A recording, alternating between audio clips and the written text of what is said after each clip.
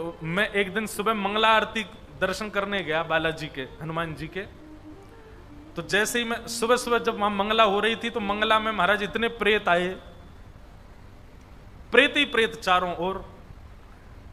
अब जैसे ही मैं मंगला करके परिक्रमा करने के लिए हनुमान जी की बाहर निकला, वो प्रेत सब बांध, उनको एक बैरिकेटिंग में रखा हुआ था, सब बैरिकेड्स में थे। एक प्रेतनी न जाने कहां से कूद के अंदर आ गई जहां मैं घूम रहा था, और उसने मेरे पैर ही पकड़े सीधे, और पैर पकड़ करके बोले मुझे मुक्ति चाहिए। अरे मैंने की कथा में आजा मुक्ति मिल जाएगी, मुझे मुक्ति चाहिए, वो मुक्ति चाहिए। इतना कस के पकड़ा, 4 लोग खींचे मुझे, तब जाकर के उसने पाम छोड़ा। पाम मेरा अंगूठा वो मुख में बस उसको खाने ही वाली थी, इतने तो पांव बच गए मेरे। मैंने कहा मेरे साथ इतने लोग, इसने मुझको ही क्यों पकड़ा, मेरा ही पाम क्यों पकड़ा। तब बात समझ में आई कि हम भागवत के वक्ता बन के कथा सुना रहे हैं ना। प्रेतों को भी पता होता है कि हमारी मुक्ति कहां से होने वाली है। प्रेतों को ये कोई हम अपनी महिमा नहीं गा रहे, कहीं पता चले आप अपने घर के प्रेत जिनमें आ रहे हो उनको फोन कर दो आ जाओ पंढरपुर, भाई ये सब काम नहीं है हमारे। ये भागवत जी की महिमा है और इसके व्यास मंच पर बैठने की महिमा है। ये ब्राह्मण देवता जो यहां बैठ करके पाठ कर रहे हैं, इनकी महिमा जानिए। भागवत जी सामान्य नहीं है, साधारण नहीं है भागवत जी। प्रेत व्यक्ति क्यों बनता है? अपने 100 वर्ष की आयु में गलत कार्य करने की वजह से बनता है। भागवत जी पहले ही मना कर रही है, मत करो मत करो मत करो मत करो, ये गलत कार्य हैं, ये सब नहीं करने चाहिए, तुम प्रेत योनि में चले जाओगे। उसके बाद व्यक्ति प्रेत बन जाता है, उसको कोई स्वीकार नहीं। आपको पता है प्रेत कब बनता है व्यक्ति? जब उसको नरक में भी जगह नहीं मिलती, तब प्रेत बनता है। मतलब सारे लोकों में कहीं ना कहीं स्थान मिलता है। कोई शिवलोक चला जाता है, कोई ब्रह्मलोक चला जाता है, कोई विष्णु लोक जाता है, कोई गोलोक जाता है, कोई कहीं जाता है। और सबसे गिरता गिरता गिरता गिरता गिरता जो पापी लोग होते हैं वो नरक में जाते हैं। नरक भी बहुत प्रकार के होते हैं, उनमें जाते हैं। उनमें भी किसी को स्थान नहीं मिलता तो वो पृथ्वी पर ही प्रेत बन जाता है। सोचो, उस प्रेत को मुक्ति प्रदान करती है भागवत जी। उस प्रेत को जिसके लिए सबने द्वार बंद कर दिए, उसको केवल भागवत जी की सप्ताह कथा, 7 दिन बहुत दूर की बात है। पहले दिन व्यास मंच पर बैठ करके व्यास जी और 5 ब्राह्मण बैठ करके सस्वर भागवत जी का पाठ करते हैं, और व्यास जी जैसे ही भागवत का श्लोक गाते हैं, वो प्रेत कहीं भी होगी वहीं से मुक्त होकर के भगवत धाम चली जाती है। ऐसी भागवत जी की महिमा है, साधारण नहीं है भागवत की कथा। आजकल भागवत की कथा को कोई भी गा देता है, कोई भी बोल रहा है, कुछ भी बोल रहा है भागवत के मंच से। भागवत जी सामान्य नहीं है, साधारण नहीं है। भक्ति प्रदान करती हैं, प्रेम प्रदान करती हैं, ज्ञान प्रदान करती हैं, वैराग्य प्रदान करती हैं, और सब छोड़ो मुक्ति प्रदान करती हैं भागवत जी। नामदेव जी, तुकाराम जी, भक्तिमती मीराबाई, तुलसीदास, सबने भागवत का आश्रय लिया, और भागवत जी के आश्रय से ही सबके चित्त में भक्ति आई है। ऐसी भागवत की कथा। कभी कभी तो इतना सौभाग्य लगता है अपने ऊपर कि ठाकुर जी ने संसार में भेजा तो भगवान की दया से अपनी सेवा के लिए भेजा, अपनी कथा सुनाने के लिए भेजा। सूर्य नारायण भगवान कहते हैं, हे गोकर्ण, तुम चिंता मत करो, तुम्हारा भाई धुंधुकारी गया श्राद्ध से मुक्त नहीं हुआ तो उसके लिए दूसरा उपाय है। क्या? श्रीमद् भागवतान मुक्ति सप्ताहम वाचनं कुरु इति सूर्यवच सर्वे धर्म रूपम तु विश्रुतम। सूर्य नारायण कहते हैं भागवत की कथा करो। तब गोकर्ण जी महाराज ने भागवत की कथा की, और उस भागवत की कथा में एक ग्रंथि थी, उसके 7 ग्रंथियां 7 दिन में फट गईं, और उसी में विराजमान धुंधुकारी प्रेत, जो कि महाप्रेत बन चुका था, वही दिव्य स्वरूप धारण करके बाहर आ गया और विमान में बैठ करके व्यास मंच को प्रणाम करता हुआ भगवत धाम को प्रस्थान कर गया। गोकर्ण जी महाराज ने विष्णु दूतों से पूछा, कथा तो इतने सारे लोगों ने सुनी, मुक्ति केवल एक की क्यों हुई? सबकी मुक्ति हो जानी चाहिए। विष्णु दूतों ने बहुत सुंदर उत्तर दिया कि श्रवणस्य विभेदेन फल भेदोत्र संस्थितः श्रवणम तु कृतं सर्वै न तथा मननम कृतम। बहुत अच्छी बात। बोले श्रवण में भेद आया है, मतलब बोले जितने लोग कथा में बैठे हैं केवल सुन रहे हैं, सुनी हुई बात को मनन नहीं कर रहे। व्यास जी ने कथा में कहा कि किसी से ईर्ष्या नहीं करनी चाहिए। व्यक्ति सामने बैठ के सुन रहा है, सर भी ला रहा है, सही कह रहे हैं, ईर्ष्या नहीं करनी चाहिए। आधा घंटा बाद ही कुछ ऐसा हो गया, उसको देख करके तुरंत उसके प्रति ईर्ष्या भाव आ गया। ठाकुर जी बड़े पता कैसे हैं, इंस्टेंट टीचर हैं हमारे ठाकुर जी। जैसे ही आप कोई अच्छी बात सुनते हो और अच्छी बात सुनकर के आप सिरे लाते हो कि हाँ मैं इसको जीवन में उतारूंगा, ठाकुर जी उसी दिन परीक्षा ले लेते हैं, दिखा बेटा कैसे उतार रहा है।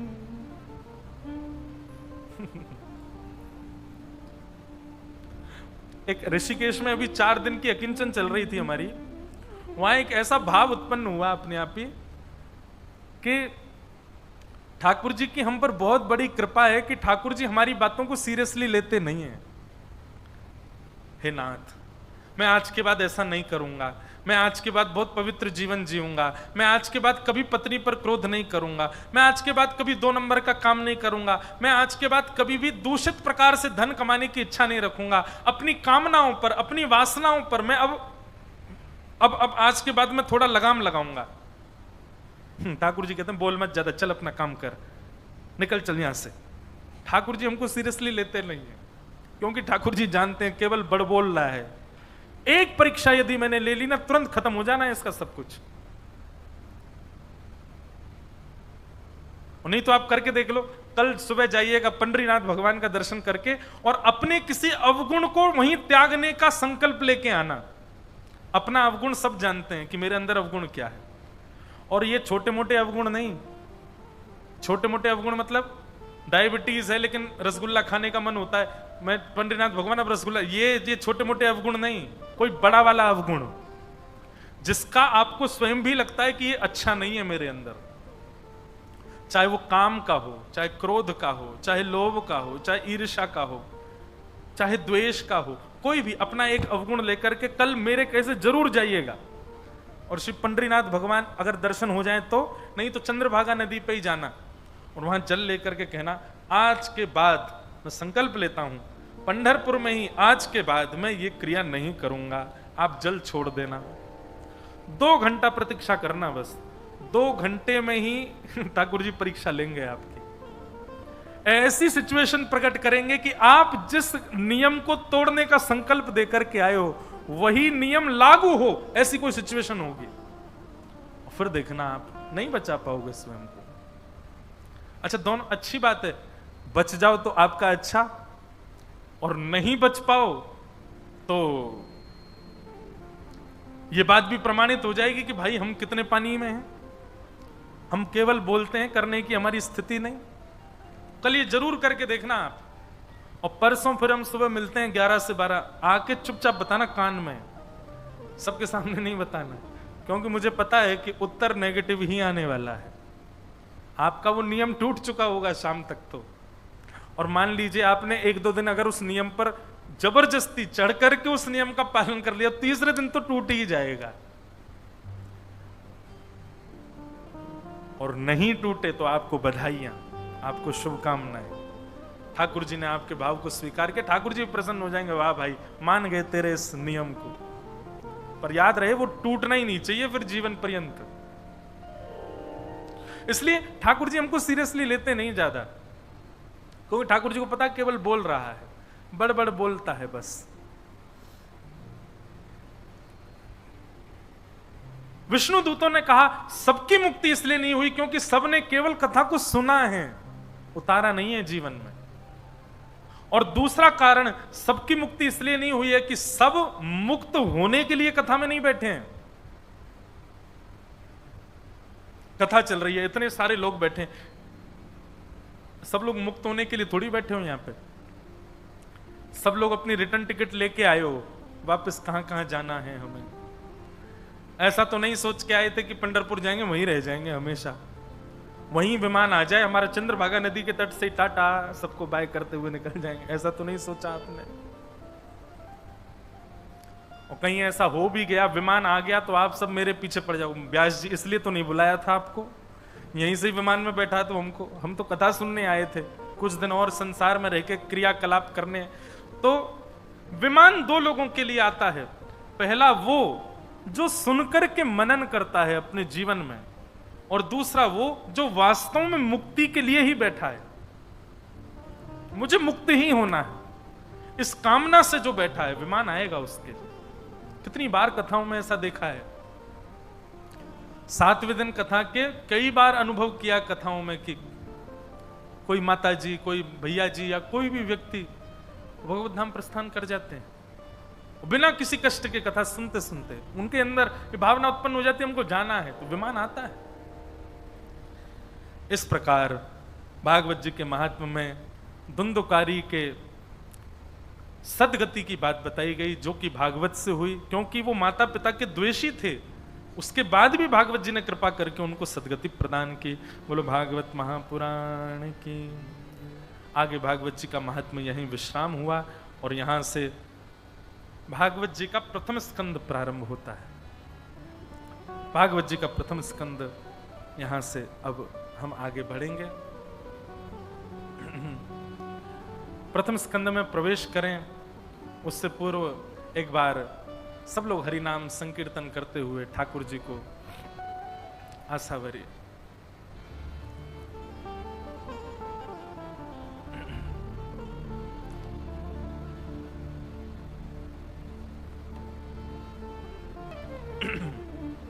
भागवत जी का प्रथम श्लोक। जन्माद्यस्य तोन्वयादितरतः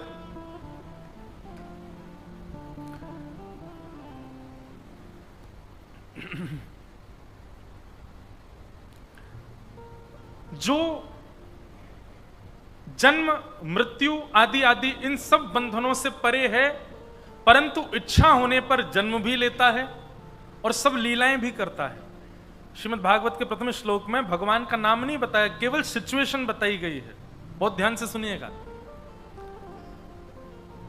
जो जन्म आदि से परे है पर अपने भक्त की प्रसन्नता के लिए जन्म भी लेते हैं, और जिनके वशीभूत होकर के पूरा विश्व जन्म लेता है, पालन करता है और नष्ट हो जाता है, ऐसे परमात्मा। चार्थे स्वविज्ञ स्वराट, जो अविज्ञ हैं, अनविज्ञ नहीं हैं, सब जानते हैं आप किस भाव से आए हो, किस कामना से आए हो, आपके लिए क्या उचित है, क्या अनुचित है, सृष्टि के लिए क्या उचित है, क्या अनुचित है। जो अविज्ञ हैं, जो परम विवेकी हैं, परम ज्ञानी हैं, और स्वराट, स्वराट यानी कि प्रकाशमान हैं, उनको किसी से प्रकाश लेने की आवश्यकता नहीं, वो स्वयं प्रकाशमान हैं। तेने ब्रह्म हृदय आदि कवि, आदि कवि ब्रह्मा को जिन्होंने अपने हृदय से ज्ञान प्रदान किया, आदि कवि ब्रह्मा को भी जिन्होंने सृष्टि संचालन आदि का दायित्व प्रदान किया है। मुयंती सूर्य, सारे देवता जिनकी रूप माधुरी, ललित माधुरी, लीला माधुरी, वेणु माधुरी पर मोहित रहते हैं, सारे देवता जिनके अधीन हैं, जो देवताओं के अधीन नहीं है, देवता उनके अधीन हैं। तेजो वारी मृदाम यथा विनिमयो, पृथ्वी जल तेज वायु आकाश जिनसे निर्मित होती हैं, ऐसे धामना स्वेन सदा निरस्त कुहकम सत्यम परम धीमहि, ऐसे परम सत्य परमात्मा जिनसे पूरे विश्व का हेतु है, उनको मैं बारंबार प्रणाम करता हूं, उनको मैं बारंबार वंदन करता हूं। भागवत का प्रथम श्लोक अनेक रहस्यों को अपने अंदर रखा है, रखे हुए बैठा है। संपूर्ण भागवत के प्रथम श्लोक में कृष्ण लीला का दर्शन भी हो जाता है, केवल एक ही श्लोक में। जन्माद्यस्य तोन्वयादितरतः, जो जन्म लेते ही अपने माता पिता को छोड़ करके मथुरा चले गए, गोकुल चले गए मथुरा से। चार थे स्वविज्ञ स्वराट, जो अविज्ञ हैं, अनविज्ञ नहीं हैं, गोकुल में जाकर के कैसी लीला कर रहे हैं, कहां किस गोपी के यहां कैसा मक्खन है, कैसा दूध है, कैसा दही है, उनको सब पता है। जो स्वराट हैं, अपने प्रकाश से प्रकाशमान हैं, कभी कोई गोपी अंधेरे में मक्खन रख दे तो ठाकुर जी अपने प्रकाश से प्रकाशित होकर के उसको ढूंढ लेते हैं। तेने ब्रह्म हृदय आदि कवि, जिन्होंने अपनी ब्रज लीला में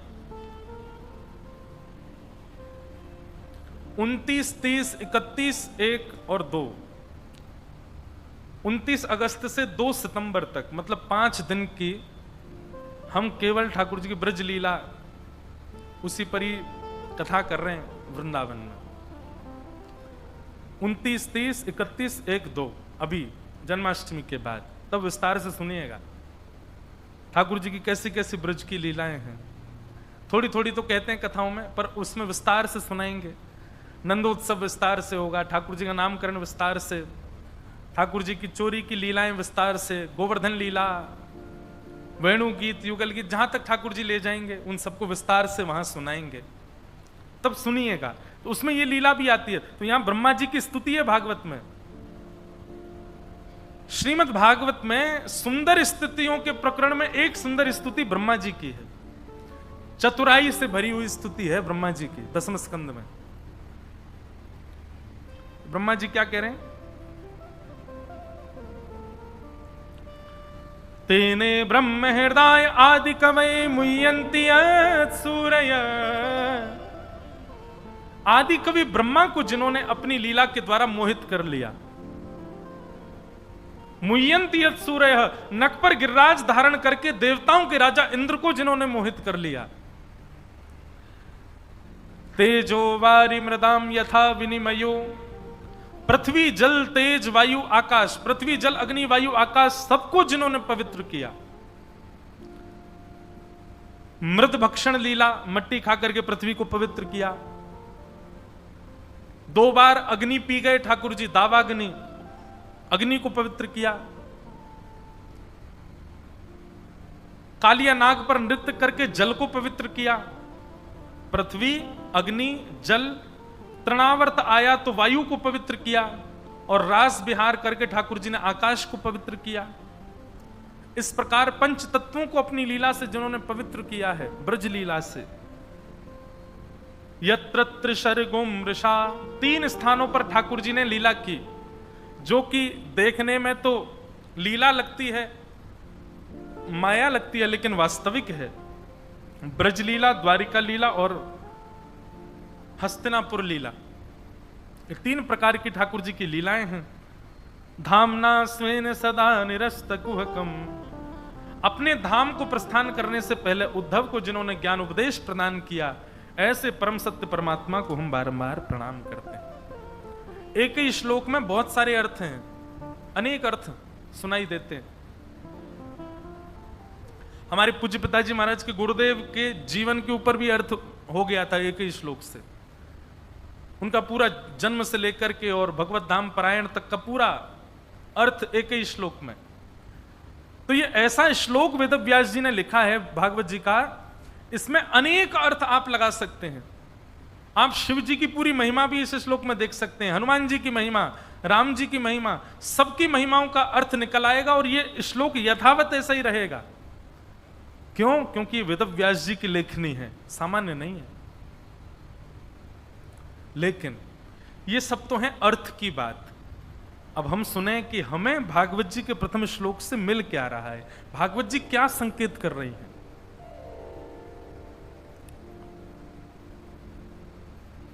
जन्माद्यस्य यतोऽन्वयाद् इतरतः, मैं कथाओं में कहा करता हूं, भागवत जी का सबसे पहला शब्द क्या है? जन्म। और हम आप सबका जीवन भी कहां से प्रारंभ होता है? जन्म। पहला अक्षर भागवत जी का हमारे प्रारंभ से मैच हो रहा है, जन्म और जन्म। अब अंतिम अक्षर देखो, भागवत जी के 18,000वें श्लोक का अंतिम अक्षर क्या है? उससे हमको अपनी मैचिंग करानी है। भागवत जी का अंतिम अक्षर क्या? 18वें 1000वें श्लोक का नाम संकीर्तनम यस्य सर्व पाप प्रणाशनौ प्रणामो दुख समनस्तम नमामि हरिम परम। अंतिम शब्द क्या है? हरिम परम। क्या है? जोर से बोलो, हरिम परम। कहने का अभिप्राय, जन्म से प्रारंभ जिसका हुआ है, जिस व्यक्ति ने भी जन्म लिया है संसार में, उसका अंत कहां होना चाहिए? मृत्यु पर नहीं, संसार के विषयों में नहीं, संसार के भोग विलास में नहीं, वेंटिलेटर पे नहीं, हॉस्पिटल में नहीं। कहां होना चाहिए? हरिम परम। हरि परमानंद के श्री चरणार विंदों में ही उसका निलय होना चाहिए, उसका अंत होना चाहिए। आप कहेंगे वो कैसे संभव होगा?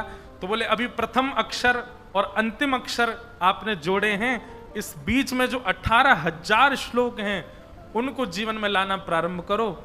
धीरे धीरे धीरे धीरे भागवत जी ही आपको हरिम परम के चरणों में ले जाएंगे। भागवत जी ही आपको परम हरि के चरणों की प्राप्ति कराएंगे।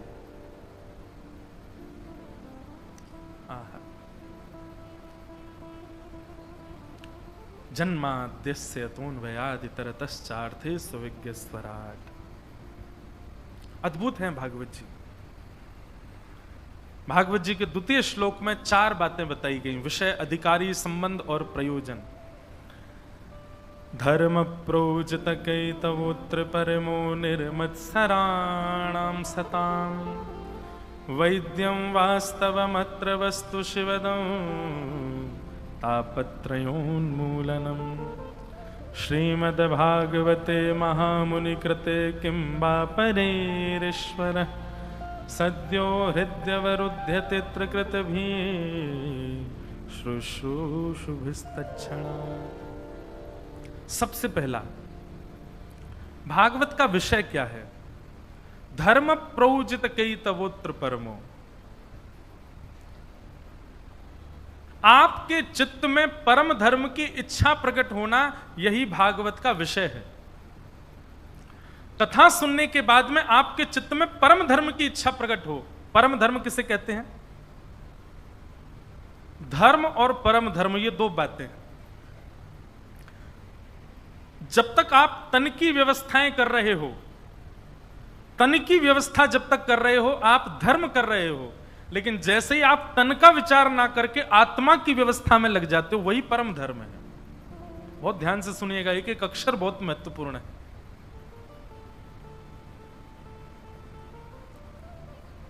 आप तन के लिए जो कर रहे हैं शुद्धता से, आप सुबह उठ करके स्नान ध्यान करके सेवा पूजा करके अपने दफ्तर जाते हो, काम करते हो, पूरे दिन काम करने के बाद शाम को आते हो, प्रसाद पाके सो जाते हो, महीने भर की जो कमाई होती है उससे अपना घर चलाते हो, बच्चों की सेवा, पत्नी का मन की इच्छा, ये जो कुछ भी आप कर रहे हो सब धर्म कहलाता है। इसमें बिना कोई गलत क्रिया किए अगर आप सीधे सीधे इस प्रकार की क्रिया कर रहे हैं, ये धर्म ही कहलाएगा आपका। आप धार्मिक ही कहलाए जाओगे। एक प्रकार से बच्चों पर ध्यान नहीं है, परिवार पर ध्यान नहीं है, केवल अपने ऐशो आराम में लगे हैं, पैसा कमा के कहीं भी उड़ाते हैं, अधर्म हो जाता है वो। लेकिन कोई व्यक्ति नियम पूर्वक, ध्यान पूर्वक, शुद्धता से धन कमाता है, धन कमा के घर लाता है, बच्चों को पढ़ाता है, पत्नी का ध्यान रखता है, अपने घर को चलाता है, केवल इन्हीं नियमों का पालन करता रहे तो वह भी व्यक्ति धार्मिक कहलाता है, क्योंकि शुद्ध पवित्र भाव से वो घर चला रहा है अपना। लेकिन यहां पर तन को प्रायोरिटी दे रहा है, अपने और अपनों के। लेकिन जैसे ही उस व्यक्ति की स्थिति हो जाती है कि अब मुझे अपने आत्म कल्याण के लिए कुछ करना चाहिए, अब मुझे जीवात्मा के कल्याण के लिए कुछ करना चाहिए, तन की व्यवस्था तो मैंने बहुत की, अब आत्मा की व्यवस्था होनी चाहिए, ये भावना आते ही जो आप क्रिया करोगे वो परम धर्म कहलाएगा। जैसे प्रशंसा के रूप में नहीं कह रहा हूं, केवल एक उदाहरण आपको समझ आए। परतानी परिवार के मन में भाव आया कि हमको कथा करानी है, और वो भी ये भाव आया कि अच्छा आपका तो भाव था महाराज जी 2 स्थान है, आप जो कहो, श्री शैलम और पंढरपुर। पंढरपुर का नाम सुनते ही मेरे तो मुंह में पानी आ गया। हमने पहले कहा मैं पंढरपुर में ही कराओ, क्योंकि मेरा तो मन था कब से कि मुझे पंढरपुर में कथा कहनी है, श्री पंडरीनाथ विठल भगवान को कथा सुनानी है। मेरा बहुत प्रेम है श्री पंडरीनाथ भगवान से, मुझे पता नहीं क्यों एक अलग अलग मेरा तो, वैसे तो हमारी माता जी यूं कहती हैं, हमारी मैया बोले तेरा तो सबंत ही प्रेम है, जहां जाए मही के ठाकुर जी घर पे ले आवे। हमारे घर में बद्रीनाथ भगवान भी हैं, केदारनाथ जी भी हैं, पंडरीनाथ जी भी हैं, श्रीनाथ जी की तो सेवा मैं करता ही हूं, राधा रमन जी का चित्रपट भी है, राधा वल्लभ जी, बिहारी जी सब हैं घर में। हमारी मैया पहले ही मेरे को बोल करके भेजी, बोले घर में 3-3 विट्ठल बैठे हैं, अभी पंढरपुर जा रहा है, लेके मत आइयो। और तो एक है प्रेम भाव। तो जैसे यहां का नाम आया, मैंने कहा नहीं पंढरपुर में ही करेंगे। तो परतानी परिवार के मन में भाव आया कथा करानी है। कथा कराने का यह भाव प्रकट होना, इसमें कहीं भी आपके तन का सुख नहीं है। शारीरिक सुख को शारीरिक सुख को प्रधानता देकर के यह कथा नहीं हो रही है। हाँ वो बात अलग है, फिर भी बहुत व्यवस्था की गई कि कूलर भी लगाए गए हैं, सोफा भी रखे गए, कुर्सियां भी रखी गई हैं, बढ़िया रुक्मणी विट्ठल भक्त निवास में सबकी रहने की व्यवस्था है। मेरे पास सूची आई थी पूरे दिन की, उसमें लिखा था सुबह ये होगा, दोपहर में ये होगा। मेरा ध्यान एक चीज पर गया, रात्रि 9 बजे सबको मसाला दूध मिलेगा। और नीचे हर पृष्ठ में एक चीज तो लिखी है, रात्रि 9 बजे मसाला दूध सबको मिलेगा। फिर भी इतना सब कुछ भी तन के लिए तो सोचा गया कि चलो भाई तन स्वस्थ रहेगा तभी तो आत्मा को कथा सुना पाएंगे, पर मूल रूप से कथा तन की व्यवस्था नहीं है। भगवान गीता में कहते हैं अर्जुन, व्यक्ति 2 काम अपने आप नहीं कर सकता। पहला, स्वयं अध्ययन, बिना किसी की मदद के स्वयं पढ़ना। टीचर जब पढ़ा देगा आप उसका रिवीजन कर सकते हो, नए चैप्टर्स आप खुद नहीं पढ़ सकते। और दूसरा, बहुत देर तक मौन रह करके किसी को सुनना, चुप रह करके किसी की सुनना। ये 2 काम संसार के लोगों से करना बहुत कठिन है, लेकिन यदि कोई व्यक्ति इन 2 कामों को कर ले तो वो तपस्वी ही माना जाएगा। आप लोग कथा में बैठे हैं, एक आसन पर बैठे, ना उठ करके जा रहे हैं ना कुछ कर रहे हैं, बस एक आसन से बैठे हैं। कभी माइक में डिस्टरबेंस आता है, कभी कोई डिस्टरबेंस आता है, फिर भी आप सुन रहे हैं। हम कुछ सुना रहे हैं, आप भावपूर्वक सुन रहे हैं। अब तन से यदि पूछो कि तू ठीक है, तो तन कहेगा नहीं, मेरी ये सिचुएशन तो मैं इतनी देर बैठ ही नहीं सकता, मुझे तो घुमाओ फिराओ, खिलाओ सुलाओ लिटाओ। और आजकल तन को एक नया एडिक्शन लगा है, मैं तो देखता हूं कि आप लोग वो भी नहीं चलाते। कई लोग धीरे धीरे चला भी लेते हैं, तो फिर मैं कहता हूं इतनी तो छूट दे दूं मैं। तो देखा जाए पूरी बात तन की व्यवस्था नहीं है कथा में। तन नहीं बैठ सकता इतनी देर।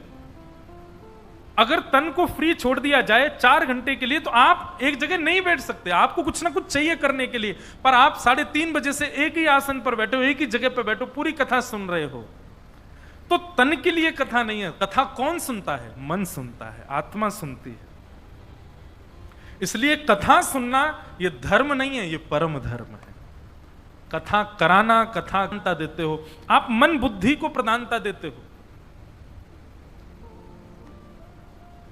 तो भागवत जी क्या कह रही हैं? श्रीमद् भागवत की कथा सुनने के बाद मोस्टली आपका यह नियम बन जाएगा कि आप परम धर्म ही करो। कथा सुनने से आप प्रारंभ होगे, एक समय स्थिति आएगी आप एकांत बैठ करके चिंतन करने लग जाओगे, आप नाम जप करने लग जाओगे, आप साधना करने लग जाओगे, आप हरिस्मरण करने लग जाओगे, आप चातुर्मास व्रत करने लग जाओगे, आप एकादशी व्रत करना प्रारंभ, सब चीजों को आप देखते जाएंगे, सब में तन अव्यवस्थित होता है। व्रत वाले दिन तन व्यवस्थित होता है क्या? नहीं। और दिन से ज्यादा भूख लगती है व्रत वाले दिन। कब है एकादशी? कल 9वीं है, परसों 10वीं है, 16 को एकादशी। पर मुझे पता है निश्चित ही बहुत तगड़ा मेन्यू बना होगा एकादशी का भी।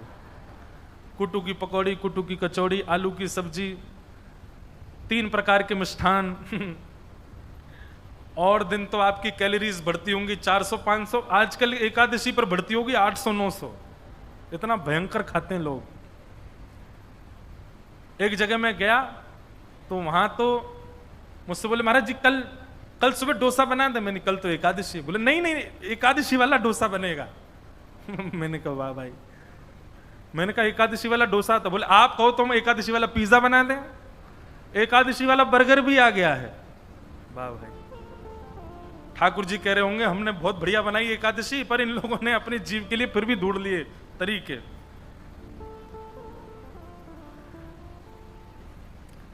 व्रत करना, नियम करना, नाम जप करना, अनुष्ठान करना, कथा सुनना, ये सब तन की स्थिति नहीं है, ये सब हम मन के भाव से करते हैं। यदि मन नहीं लग रहा होगा तो आप कुछ नहीं कर पाओगे, क्योंकि आपका तन रुकने ही नहीं देगा आपको वहां पर। यही सब परम धर्म कहलाता है। भागवत की सन्निधि में रहने वाले को परम धर्म करने में फिर दिक्कत नहीं होती, वो सहजता से करने लगता है और ज्यादा से ज्यादा परम धर्म करता है। उससे कह दो कंठ भर चंद्रभागा नदी के तट, नदी में खड़े हो जाओ तो खड़ा हो जाएगा। उससे कह दो तुम रोज 108 मालाएं किया करो, करने लगेगा। अरे कहां तक कहें, ये तक स्थिति चली जाएगी, रूखी रोटी और छिलके वाली दाल भी मिलेगी ना तो आपको उसमें भी स्वाद आएगा। नहीं यही बहुत है, आपकी जिह्वा भी सम होती चली जाएगी। वस्त्र पहनने के लिए ज्यादा चटकदार मिले ऐसी आवश्यक, कुछ भी पहना दो आपको सब स्वीकार है। ज्यादा से ज्यादा सिंपल रहना प्रारंभ कर दो, क्योंकि आपका तन अभिमान त्यागने लग जाएगा, आप देहाभिमान शून्य होने लगोगे। ये भागवत का विषय है। माफ कीजिएगा, भागवत सुनने के बाद भी जीव चटोरी है तो आपने कथा सुनी नहीं अभी। क्षमा कीजिएगा, कथा सुनने के बाद भी नेत्र चपल हैं, इधर उधर घूम रहे हैं, कुछ अच्छा देखें कुछ अच्छा, अभी कथा सुनी नहीं। कथा सुनने के बाद भी नए नए परफ्यूम लगाने का, सुंदर कुछ ना कुछ पहनने करने का मन हो, अभी कथा सुनी नहीं आपने। कथा सुनने के बाद तो स्थिति ऐसी हो जाएगी, आप सम हो जाओगे। आपसे कोई कहेगा क्या पहन लिया आपने, कुछ अच्छा सा पहनो ना। मुझे ठीक है, ऐसी में कोई मुझे ऐसी तन की जरूरत नहीं कि ऐसा पहनूं। कोई क्या खा रहे हो, रूखी रोटी और छिलके वाली दाल, कुछ अच्छा खिला दें, मुझे चलेगा इसमें, वो पेट भरने के लिए खाता हूं मैं। ऐसा नहीं कि मुझे कुछ बहुत जीव का स्वाद चाहिए। ये स्थिति आप करोगे नहीं, अपने आप होती चली जाएगी। अभी हम अपना अनुभव मैं देख रहा हूं, 9 वर्ष हो गए मुझे कथा करते हुए। 9 वर्ष पहले जब मैं व्यासपीठ पर बैठा, मैं 18 वर्ष का था उस समय, और उस समय हमारी भी खूब इच्छाएं होती थी, ऐसा खाएंगे, ऐसा पहनेंगे, ऐसा करेंगे, ऐसा सब घूमेंगे। कहीं भी कथा होती थी, मेरी दूसरी कथा न्यूयॉर्क में हुई और मैं रोज, मेरे को कोई मैनहट्टन घुमा के लाए, स्टैचू ऑफ लिबर्टी देख के आएंगे, ये देख के आएंगे। अब कहीं जाते हैं तो अब इच्छा ही नहीं होती, नहीं बैठे रहे, क्या देखना ये संसार की, वही तो बात है। कभी कभी ऐसा नहीं है, सब लोग जैसे बच्चे मिल जाते हैं तो सबके खुशी के लिए करते हैं, पर उसमें हमारा मन नहीं होता, हमारी स्वयं की इच्छा नहीं होती। अब सत्य बताएं तो एक ही जगह सुख मिलता है, ठाकुर जी की कथा और ठाकुर जी की सेवा। बस इससे बड़ा सुख दुनिया में लगता है कहां पड़े हैं सब लोग, इससे बढ़िया सुख है क्या। ठाकुर जी नए नए श्रृंगार में बैठे हैं। ठाकुर जी, अभी तो मैं भारत आ गया तो मैं श्रृंगार तो नहीं कर पाता, मेरा तो अभी 2 जेट लैग चल रहे हैं मेरे। रात में 9 बजे नींद आने लगती है, वो कनाडा का जेट लैग चल रहा है। सुबह स्नान करने के बाद नींद आने लगती है, वो ऑस्ट्रेलिया का जेट लैग चल रहा है। 2 जेट लैग चल रहे हैं, तो नींद आती है बार बार। सेवा पंडित जी करते हैं, पर अभी विदेश में 1 महीना ठाकुर जी मेरे संग गई, और उनका सिंहासन भी मुझे लगाना है, उनकी पुछवाई भी मुझे लगानी है, उनका भोग भी मुझे लेके जाना है, उनकी सारी व्यवस्थाएं मुझको करनी है। इतना सुख मिलता था उसमें। तो क्या होता है, जब आप भागवत के पथ पर चलने लगोगे, भक्ति पथ पर चलने लगोगे, धीरे धीरे धीरे धीरे आपका तन जो है ना, वो अपने सुख का विचार धीरे धीरे छोड़ता जाएगा। और आप उसमें राजी होने लगोगे जिसमें ठाकुर जी की सेवा हो।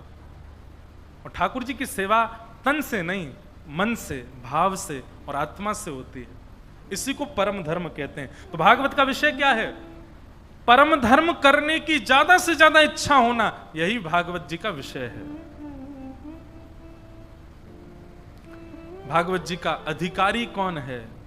निर्मत सराणाम सताम, जिसके चित्त में मात्सर्य दोष नहीं है। मात्सर्य दोष किसको कहते हैं? किसी की उपलब्धि से पीड़ा होना किसी की उपलब्धियों से आपको पीड़ा, उसको सीधी बात भाषा में कहें ईर्ष्या। ईर्ष्यालु व्यक्ति को ना तो कथा सुनने का अधिकार है और ना कथा कहने का अधिकार है। और ईर्ष्यालु व्यक्ति यदि कथा में आ भी गया, जिसके चित्त में ईर्ष्या बहुत ज्यादा है, क्षमा करें, वो कथा समझ नहीं पाएगा, उसको कथा पल्ले नहीं पड़ेगी ज्यादा। ईर्ष्या दोष से रहित, ये भागवत का अधिकारी।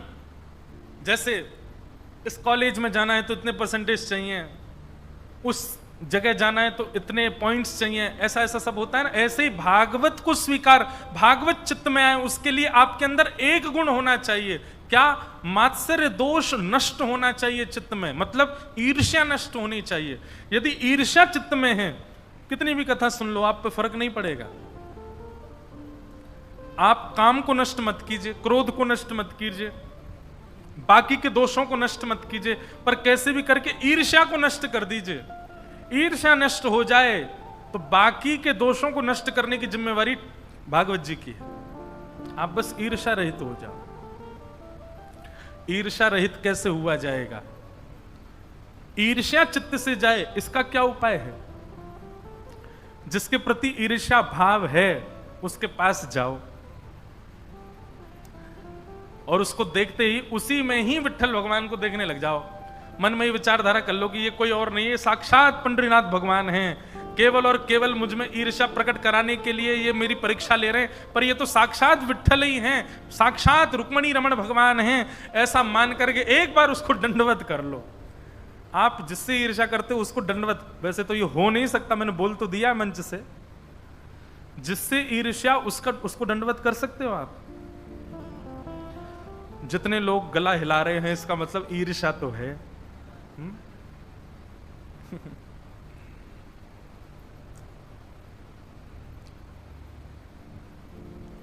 गोस्वामी तुलसीदास जी महाराज, जब उन्होंने रामचरितमानस की रचना की, कई लोगों को उनसे ईर्ष्या होने लगी। और ईर्ष्या भी ऐसी हुई महाराज, अधिकतर विद्वानों को ईर्ष्या हो गई। क्यों? बोले हम इतने बड़े बड़े पढ़े लिखे विद्वान, हमारी वाणी कोई नहीं सुन रहा है, हमारी बातें कोई नहीं सुन रहा है, और ये गोस्वामी तुलसीदास ये गांव की साधारण सी भाषा में प्रवचन करता है, इसकी कथा में इतनी भीड़ होती है। गोस्वामी तुलसीदास जी से ईर्ष्यावश उन पर प्रहार करने के, आक्रमण करने के कई विधान किए लोगों ने। पर जाको राखे साइया, मार सके ना कोई, बाल न बांका कर सके, जो जग बैरी होए। एक काशी के ब्राह्मण ने दो बड़े महंगे वाले डाकू बुलाए पैसा दे करके, और उनसे कहा कि तुम आधी रात में जाओ और गोस्वामी तुलसीदास जी का वध कर दो। दोनों डाकू बोले ठीक है हम कर देंगे। पैसा ले लिया खूब सारा। जैसे ही गोस्वामी तुलसीदास जी की कुटिया के पास गए, क्या देखा? एक श्याम वर्ण और एक गौर वर्ण के दो राजकुमार, छोटे छोटे से राजकुमार, छोटे छोटे धनुष, छोटे छोटे बाण अपने कंधे पर टांगे, और आधी रात में गोस्वामी जी का कुटिया की पहरा दे रहे थे। छोटे छोटे राजकुमार। डाकुओं ने दूर से देखा, दूर से ही देख करके लौट के चले गए। तो जिसने पैसा दिया था उसको पैसा वापस कर दिया। बोले क्षमा करो, हम नहीं मार सकते गोस्वामी जी को। बोले क्यों नहीं मार सकते? बोले दो छोटे छोटे राजकुमार उनकी पहरेदारी कर रहे थे, तो जिसने पैसा दिया उसने कहा मैंने तुमको इसलिए बुलाया था, इतने महंगे वाले डाकू, कि भाई अगर कोई रक्षा कर भी रहा होगा तो तुम उसको मार करके उनको मार दो, 2 राजकुमारों का वध कर दो, उनको रास्ते से हटाओ, और तुम उनको देख के ही भाग आए। दोनों डाकू नेत्र बंद करके बैठ गए, बोले कि अरे उनका रूप क्या बताएं तुम्हें, ऐसे कमल जैसे नेत्र, ऐसी सुंदर लंबी नुकीली नाक, ऐसे सुंदर अधर, आहा, ग्रीवा देख करके तो मन हो रहा था कि गले से लगा लें, ऐसे सुंदर सुंदर गदमदरा से हाथ, ऐसी सुंदर चाल, घुंघराले केश। अरे भैया उनको देख के डर के वापस नहीं आए हम तो गोस्वामी जी के पास वापस जाएंगे और जाकर के उनकी शरण में जाके कहेंगे कि उन दोनों राजकुमारों से हमें मिलवाओ, इतने प्यारे राजकुमार। हम तो उनके रूप पर मोहित हो गए।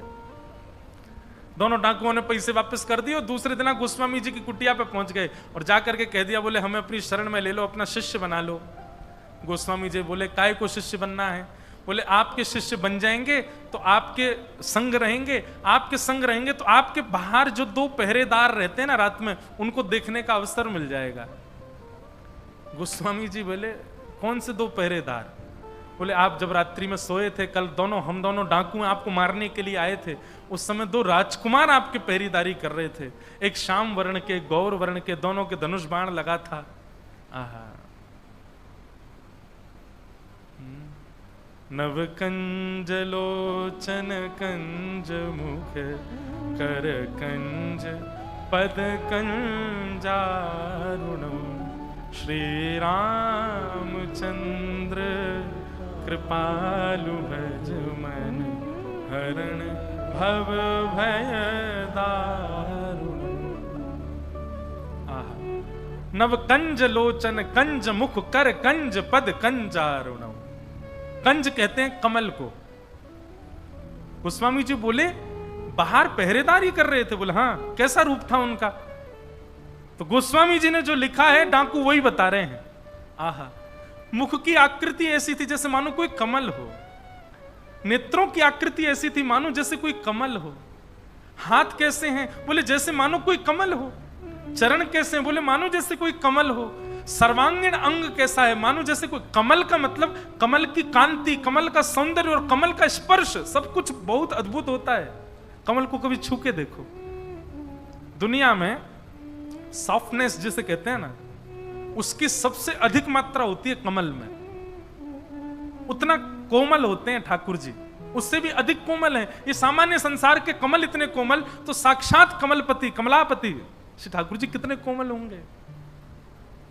गोस्वामी जी के नेत्र सजल हो गए और कहा मैंने कोई पहरेदार नहीं रखे हैं, मैं जिनका यश गाता हूं, ऐसे ठाकुर जी को पता चल गया होगा कि तुम दोनों मुझे मारने आ रहे हो, तो वही रक्षा करने आए थे। अरे धन्य भाग्य भैया तुम दोनों ने जीवन में जरूर कोई पुण्य किया होगा जो तुमको साक्षात राघवेंद्र सरकार के दर्शन हो गए। दोनों डाकू मन में विचार करने लगे, जीवन भर डकैती करी हमने, जीवन भर गलत काम किए हमने, लेकिन केवल गोस्वामी तुलसीदास जी को मारने की सुपारी मिली और हमने स्वीकार कर ली, यह भी पुण्य में परिवर्तित हो गया और राम जी के दर्शन हो गए हमको। तो ईर्ष्या नहीं।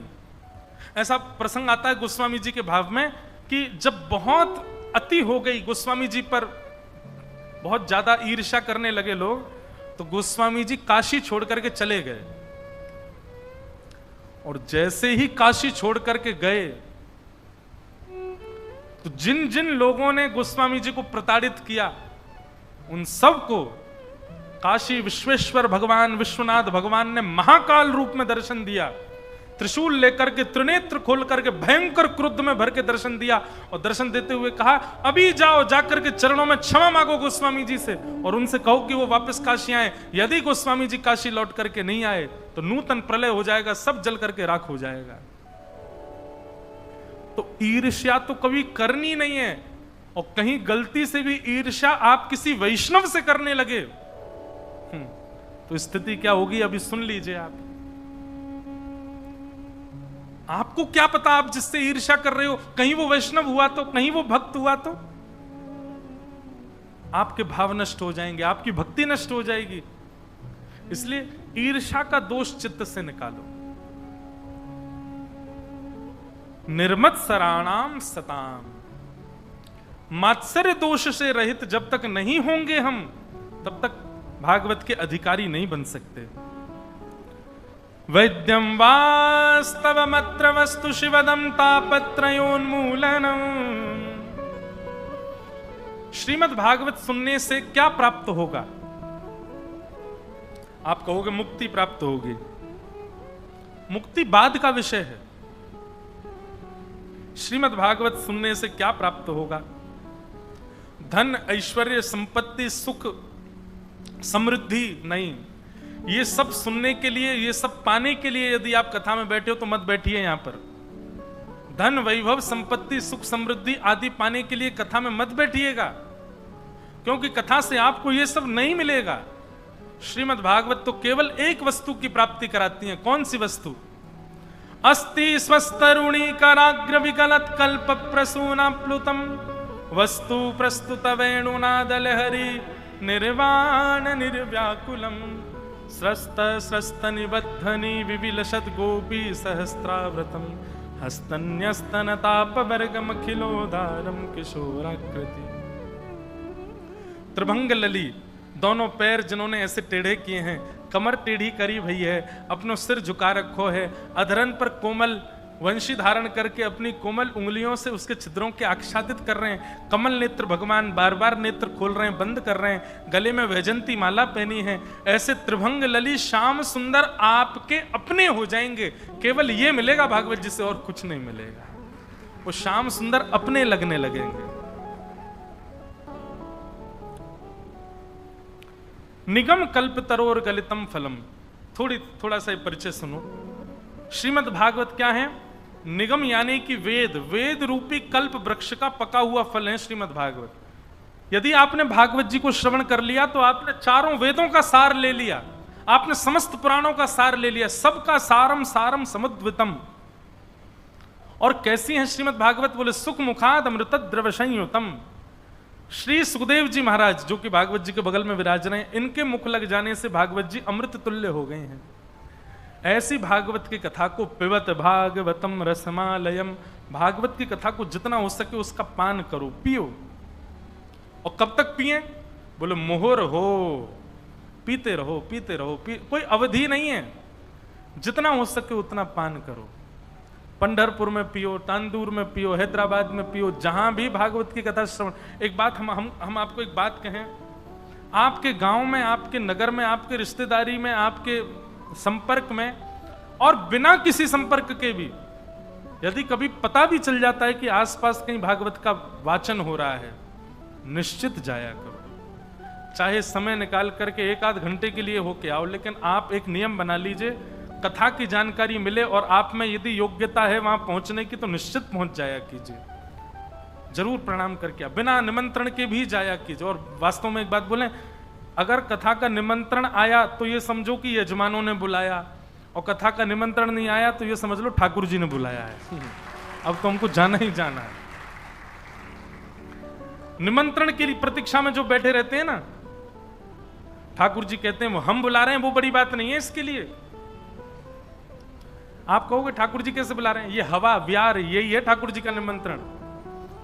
और आपको कहीं से भी पता भी चल रहा है कथा के बारे में तो यही समझ लो कि ठाकुर जी ने ही पहुंचवाया ये संदेश कि चलो जाओ जाके सुनना है हमें। कितनी दूर दूर से लोग आए हैं इस कथा में भी। परतानी परिवार के तो सब सदस्यगण आए ही हैं, और भी कई बाहर से वैष्णव आए। आज सुबह मिले हमें कितने लोग, बेंगलोर से आए, गुजरात से आए हैं, मुंबई से आए हैं, पुणे से आए हैं, कहां से हैं, सब जगह से लोग बाग आए हैं। हम वृंदावन से आए हैं। हम क्या बता, हमारो लाला ही वृंदावन से आयो है। शिपंडरीनाथ भगवान भी कहां से आए हैं? वृंदावन से ही आए हैं। तो सब लोग आए हैं।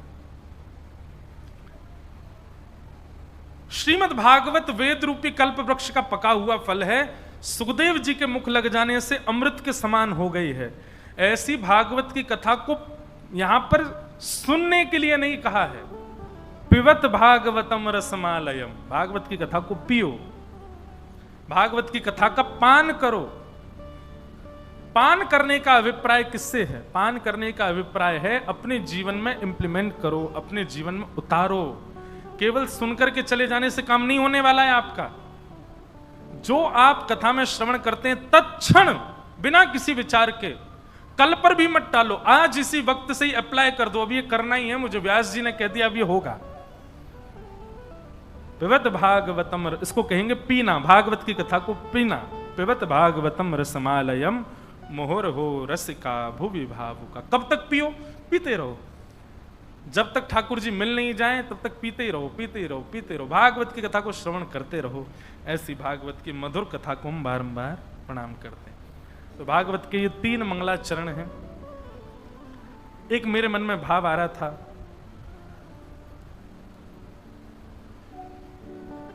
कि हमको पंढरपुर आए 2 दिन हो गए, लेकिन अभी तक वृंदावन के रस चर्चा अभी शुरू नहीं हुई अभी तक।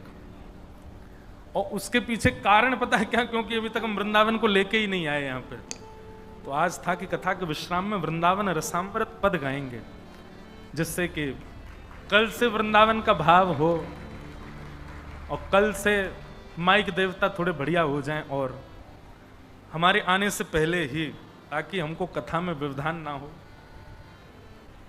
आज श्री विनायक महाराज हरिदास भगवान विट्ठल के सेवाधिकारी जी पधारे हैं, उनको बारंबार प्रणाम। और आपको एक बार करतल ध्वनि से आपको बारंबार वंदन। जय हो। आप हमारे ब्रज के ठाकुर जी को इतने राजठाट में यहाँ पर आनंद करा रहे हो, उसके लिए आपको धन्यवाद। हम तो सही बताएं, हम द्वारिका जाते हैं, बद्रीनाथ जाते हैं, और जो भी ठाकुर जी के सेवाधिकारी मिलते हैं हम उनसे ऐसे ही मिलते हैं, हमारो लाला ठीक है ना, हमारे लाला को खूब ध्यान रखी हो, हमारे लाला को खूब आनंद कर रही हो। सही बताएं, कल भी हम पंडरीनाथ भगवान के रात्रि दर्शन करने गए। हम दूर तो नहीं खड़ा था, खड़ा तो पास में ही था। वही होती है ना हमारी। अच्छा एक बात, वीवीआईपी दर्शन की एक बात, हम सब जगह पॉडकास्ट वगैरह इंटरव्यूज में जाते हैं, सब पूछते हैं मुझसे, महाराज जी वीवीआईपी दर्शन होना चाहिए कि नहीं? हम कहते हैं देखो नहीं होना चाहिए, पर एक चीज जोड़ दूं उसमें, स्वयं प्रयास मत करो कि वीवीआईपी मिले, कोई करवा दे तो पीछे मत हटो। अब आपका कोई जानकार मंदिर में है,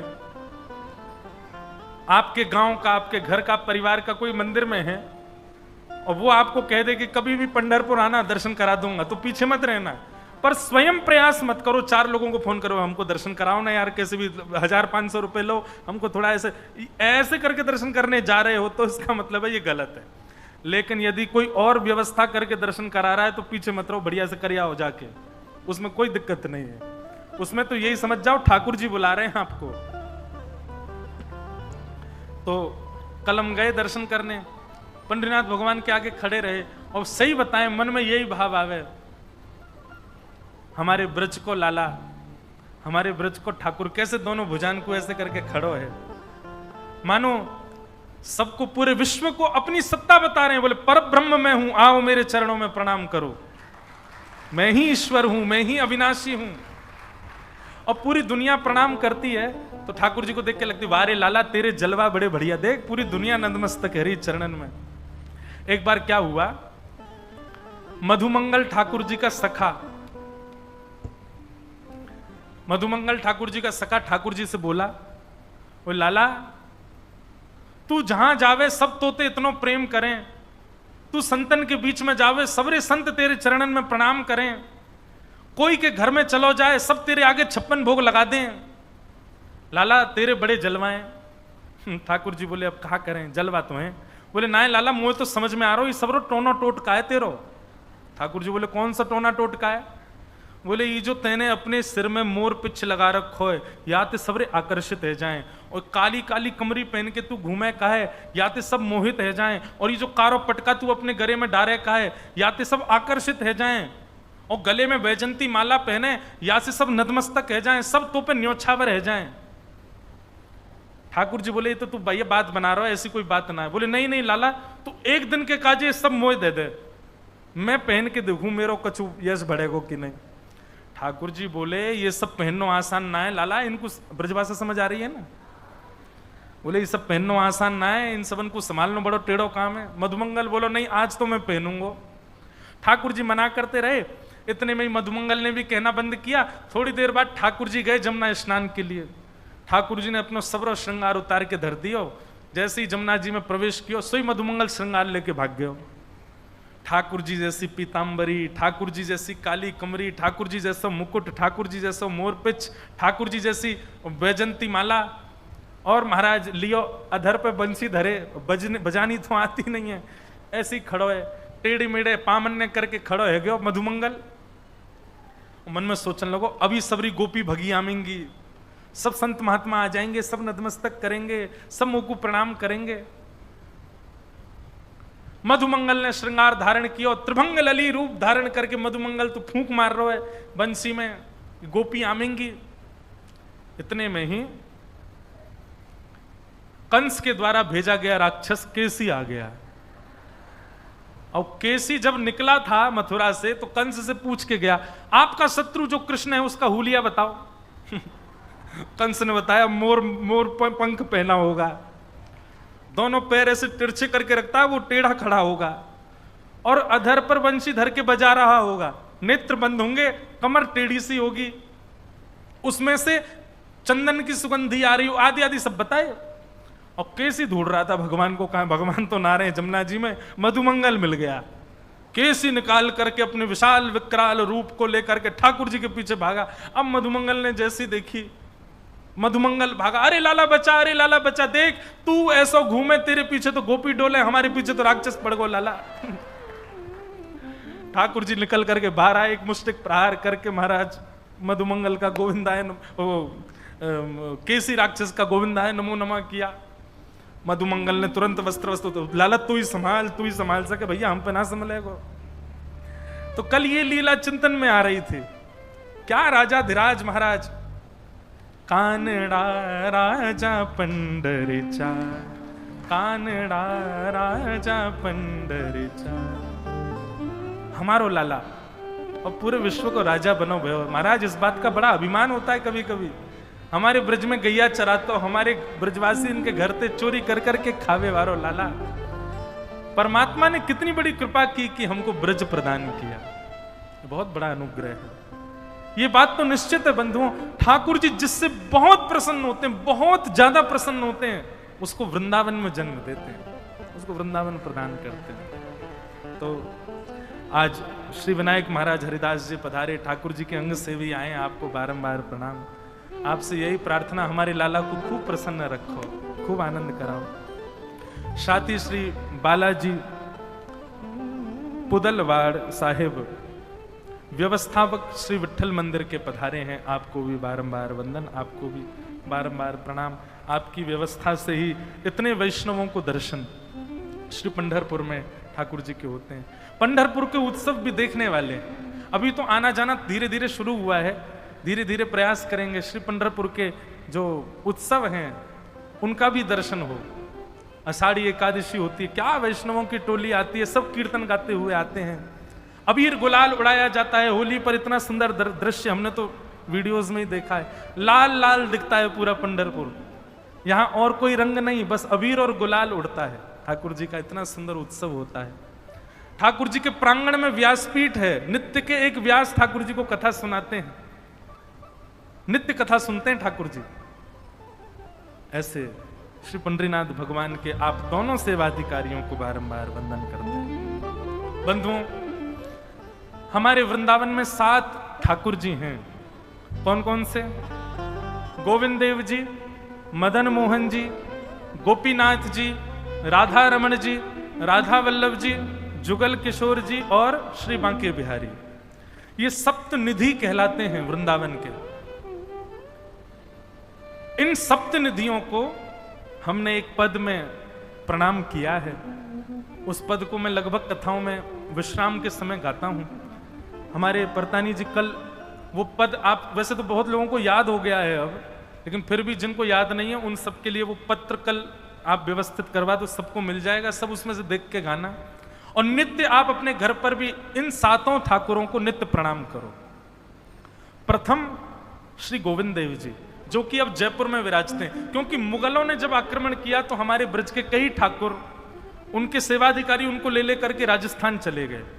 तो गोविंद देव जी जयपुर में विराजते हैं, दूसरे मदन मोहन जी करौली में विराजते हैं राजस्थान में, तीसरे गोपीनाथ जी वो भी जयपुर में विराजते हैं, चौथे राधा रमण वो वृंदावन में ही हैं, श्री राधा वल्लभ जी वो भी वृंदावन में, जुगल किशोर जी वो मध्य प्रदेश में है, मध्य प्रदेश में क्या नाम है, पन्ना, पन्ना में श्री जुगल किशोर जी विराजते हैं। और सातवें ठाकुर सबसे प्यारे हमारे श्री वृंदावन बिहारी लाल जी। ऐसे 7 ठाकुर हैं। इन 7 को प्रणाम करेंगे और इन 7 को जिन जिन आचार्यों ने प्रकट किया उनको प्रणाम इस पद के माध्यम से करेंगे। सब लोग बड़े प्रेम और भाव से मेरे साथ गाना, करताल बजा के गाना, ऊंचे स्वर में गाना। आइए वृंदावन का आवाहन करते हैं पंढरपुर में। श्यामा हृदय कमल सो प्रगट्यो,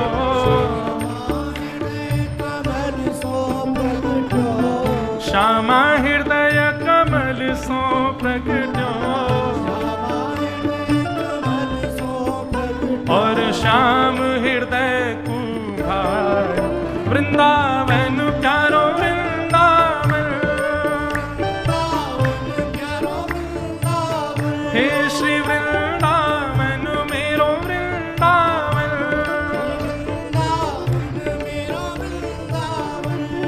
वृंदावन क्या है? श्यामा हृदय कमल सो प्रगटो। वृंदावन ब्रह्मा जी ने नहीं बनाया है, किशोरी जी के चित्त से प्रकट हुआ है, और किशोरी जी के चित्त से प्रकट हुआ तो ठाकुर जी को भा गया है, वही भाव कहा जा रहा है। हे श्यामा हृदय कमल सो प्रगट्यो, श्री राधा हृदय कमल सो प्रगट्यो, और श्याम हृदय कुभार, वृंदावन प्यारो वृंदावन, हे श्री वृंदावन मेरो वृंदावन, सब सुख सागर रूप उजागर रहे वृंदावन धाम, सब सुख सागर रूप उजागर रहे वृंदावन धाम, हाँ प्यारो रहे वृंदावन धाम, प्यारो रहे वृंदावन धाम। रूप गोस्वामी प्रकट कियो जहाँ, रूप गोस्वामी प्रकट कियो, रूप गोस्वामी प्रकट कियो जहाँ, रूप गोस्वामी प्रकट कियो, राधा गोविंद रूप निधान, वृंदावन प्यारो वृंदावन, हे श्री वृंदावन मेरो वृंदावन, रूप गोस्वामी प्रकट कियो जहाँ, रूप गोस्वामी प्रकट कियो, राधा गोविंद रूप निधान, वृंदावन प्यारो वृंदावन, हे श्री वृंदावन प्यारो वृंदावन।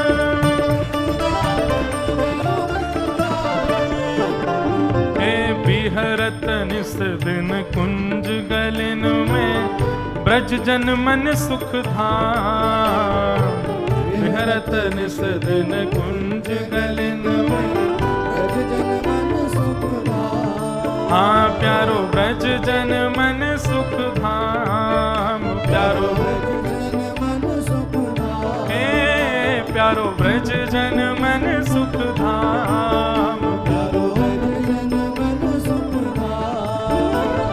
मदन मोहन को रूप निरख के, मदन मोहन को रूप निरख के, श्री मदन मोहन को रूप निरख के, मदन मोहन को रूप निरख के, सनातन बलि बलि जाय, वृंदावन प्यारो वृंदावन, हे श्री वृंदावन प्यारो वृंदावन, मदन मोहन को रूप निरख के, मदन मोहन को रूप निरख के, सनातन बलि बलिदार। वृंदावन मेरो वृंदावन, हे श्री वृंदावन मेरो वृंदावन।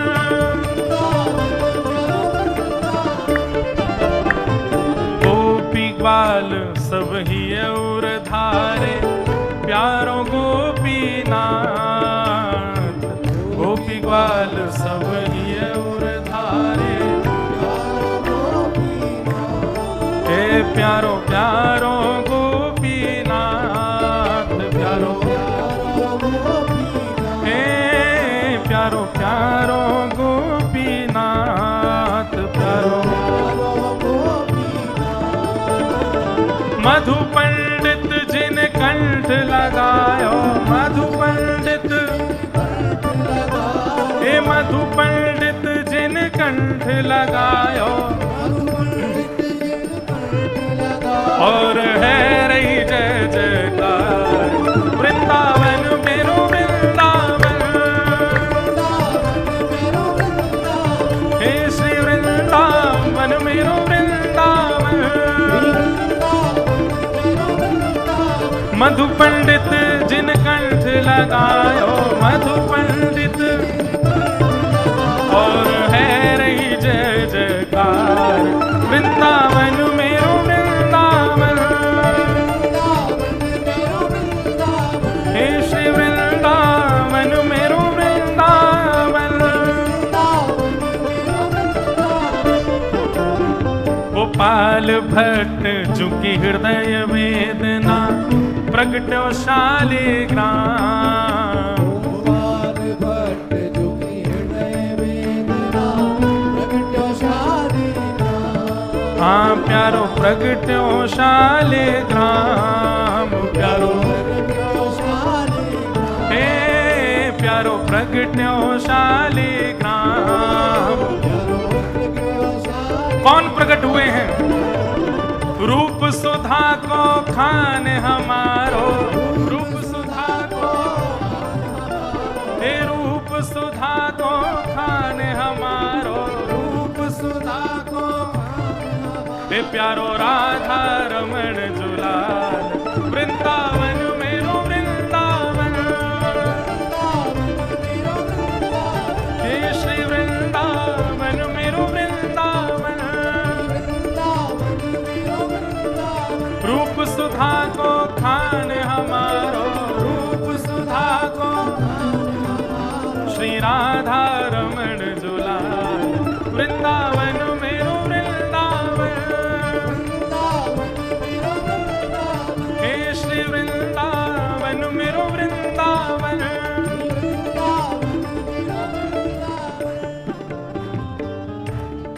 श्री राधा रमण लाल चौथे ठाकुर हमारे ब्रजमंडल के, और पांचवें ठाकुर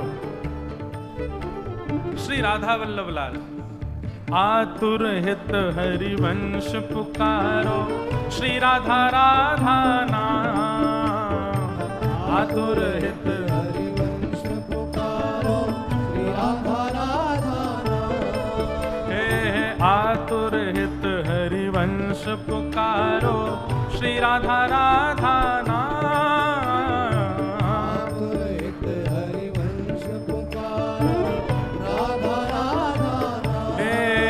प्यारो राधा राधा नाम। प्यारो हे प्यारो राधा राधा नाम। प्यारो सघन कुंज यमुना तट आयो, सघन कुंज यमुना तट आयो, हे सघन कुंज यमुना तट आयो, सघन कुंज यमुना तट आयो। हे प्यारो राधा वल्लभ लाल, वृंदावन प्यारो वृंदावन। हे श्री वृंदावन मेरो वृंदावन। सघन कुंज यमुना तट आयो, सघन कुंज यमुना तट आयो। प्यारो राधा वल्लभ लाल, वृंदावन मेरो वृंदावन। हे श्री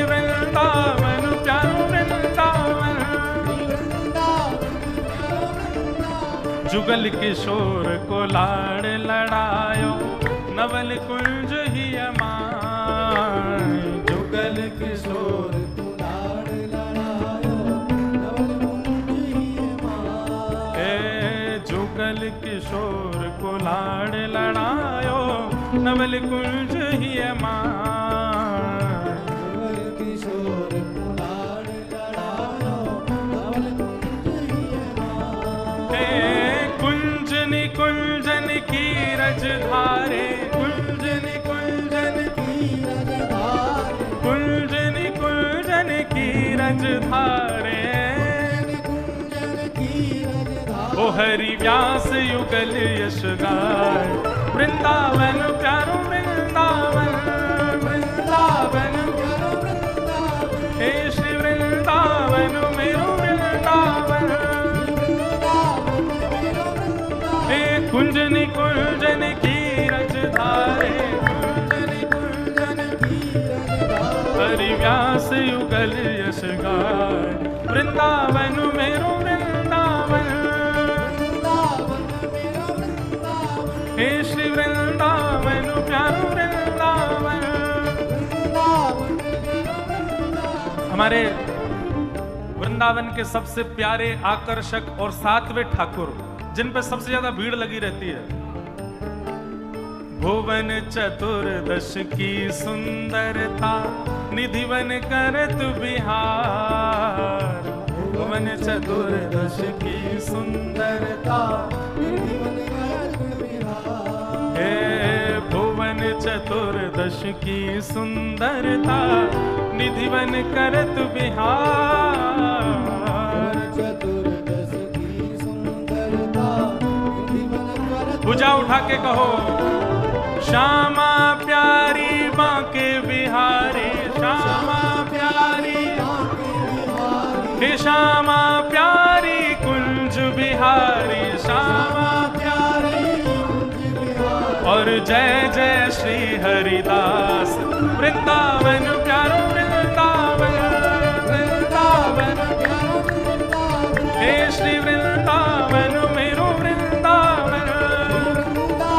फिर से कहो भुजा उठा के श्यामा प्यारी बांके बिहारी श्यामा प्यारी हे श्यामा प्यारी कुंज बिहारी श्यामा प्यारी। और जय जय श्री हरिदास वृंदावन मेरो वृंदावन। हे श्री वृंदावन मेरो वृंदावन। अभी महापुरुष पधार रहे हैं, आप सब लोग मार्ग उनको प्रदान कर दो, उनको यहाँ मंच तक आने की स्थान प्रदान करो। विठ्ठल विठ्ठल विठ्ठल विठ्ठल विठ्ठल विठ्ठल विठ्ठल विठ्ठल श्यामा प्यारी कुंज बिहारी श्यामा प्यारी कुंज बिहारी। और जय जय श्री हरिदास वृंदावन प्यारो